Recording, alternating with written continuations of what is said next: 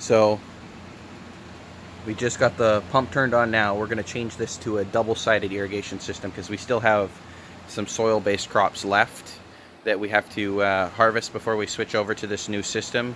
Like a lot of soil-based crops left that are coming up, but this is the first round of fully hydroponic microgreens that we're going to be growing here. So water's on, it's running. We're using a organic nutrient fertilizer.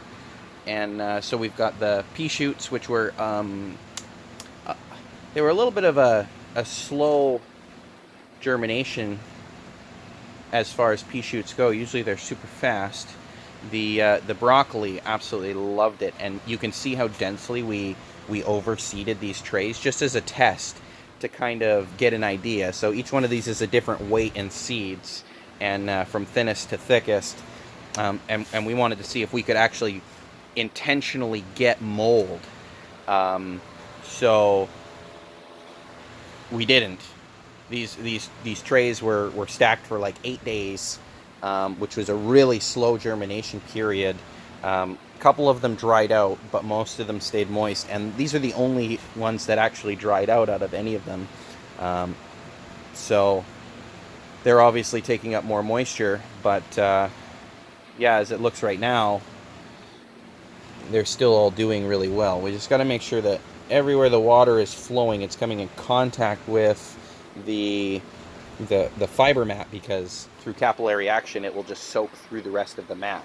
So the table doesn't have to be perfectly even. It's not filling the table up. It's just running straight across for a set period of time. And then hopefully that is enough time to fully saturate all of the mats, and then it'll shut off. And it's going every 4 hours right now. Just because we're having low temperature and high humidity. I might even change it to 6 hours, but you know, right now, because it's raining here in BC and it's been raining for weeks and weeks and weeks on end, and nothing's drying out, I would like to maybe even water them a little bit less, but I have to time how long it's going to take them to dry out with the fans running across them. I'm also using these neat little T5 fixtures. So they're T5 LEDs, and they're pretty bright. I'm not overly impressed with them, but because we're in a greenhouse, it's mostly just supplemental lighting, because the shade cloth is on our greenhouse to keep the temperature down, and it also allows us to grow 24 hours a day and not waste the nighttime. So our production is increased pretty drastically, like the people who build those shelving units with the lights on them. So right away I'm seeing an issue. I'm going to actually have to change this. I've got them on order. They're coming, but this is called a through hull. And all it does is it's basically just a gasket fitting that allows drainage to come through into our reservoir with the nutrient solution. And this one is way too high. And so the water level is coming up to the top here. And I can't cut it off because that would cut the threads away. And so you can see this last set of maybe 3 or 4 microgreens, 5 microgreens, is actually sitting in a lot more solution than it should. And I'm actually not certain how high the level of this solution will stay once the pump is shut off. It may actually go as far as up to here without draining and have to evaporate away. So I will have to change this through hull to what's called a flush through hull. So it sits flat-ish on the bottom to allow for better drainage. But at this time, that's all I really have. So we're just testing this out just to see what happens. Yeah, we're using pretty minimal power as well. So we've got these 8 fixtures here, and they're all linked together. So they're linkable LEDs. They work really, really well. The light output isn't incredible, but they are full spectrum. I'm sure if I paired them up 2 lights for every section, we would see significant difference in the quality of the light output. But that is an investment for another day, because these lights, though they're not incredibly expensive, it is a big investment to buy 8 at a time for us. So we've got all sorts of good stuff growing.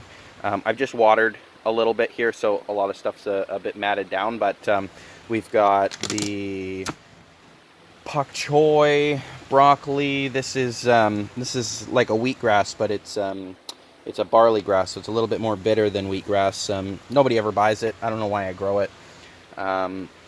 Here's the I think this is mustard. The mustard and the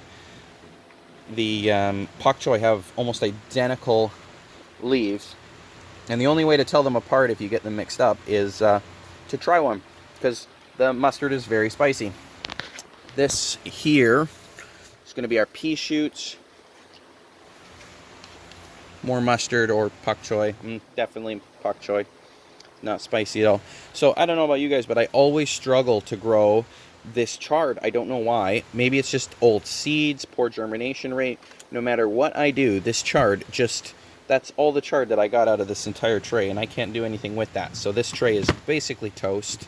And I am having a little bit of struggles with the with this purple radish. It's a really weird seed, actually. I'll show you what it looks like on the new style of trays, if I can find it. I have it all well labeled, but they're not too wet. But for some reason, these purple radish seeds, they actually produce a chia seed-like gel.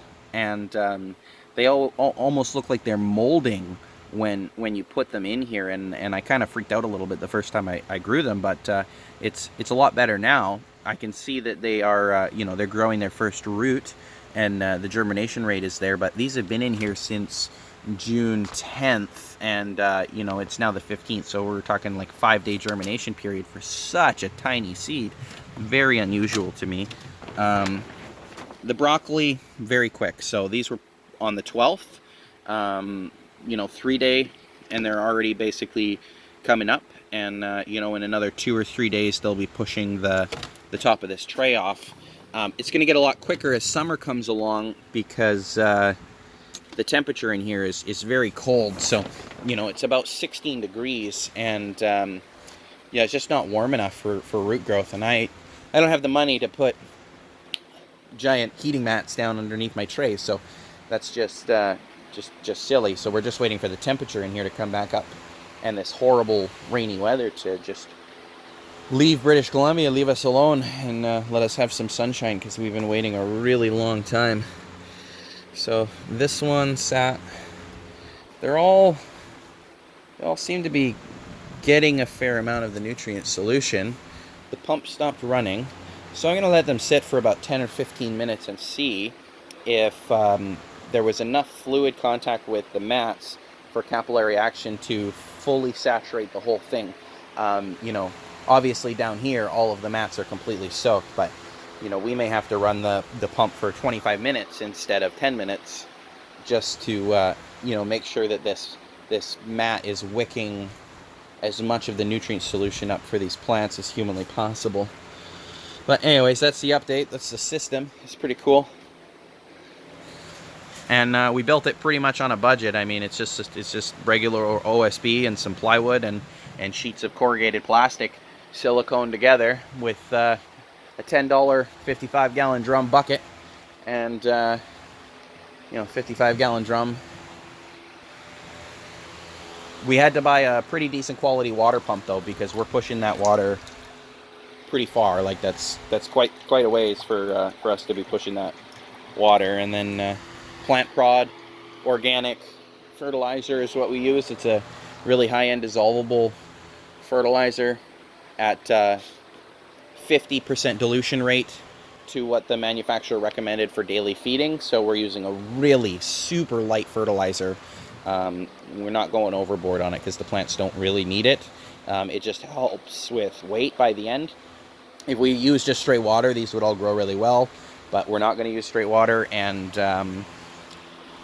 the output at the end is absolutely worth the it's worth the investment. I mean, the bag of plant prod is probably going to last us the entire year worth of solution, and it's like it's $100. It's $100 for an entire year of hydroponic solution, which is incredible because we're using a drain to waste recirculation nutrient film technique, as they call it. So I mean, the losses are going to be pretty minimal as far as cost goes. So anyways, that's the farm. That's the update.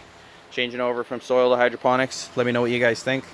And give me any suggestions. Ask me any questions. I know some stuff, but definitely not an expert. So ciao for now.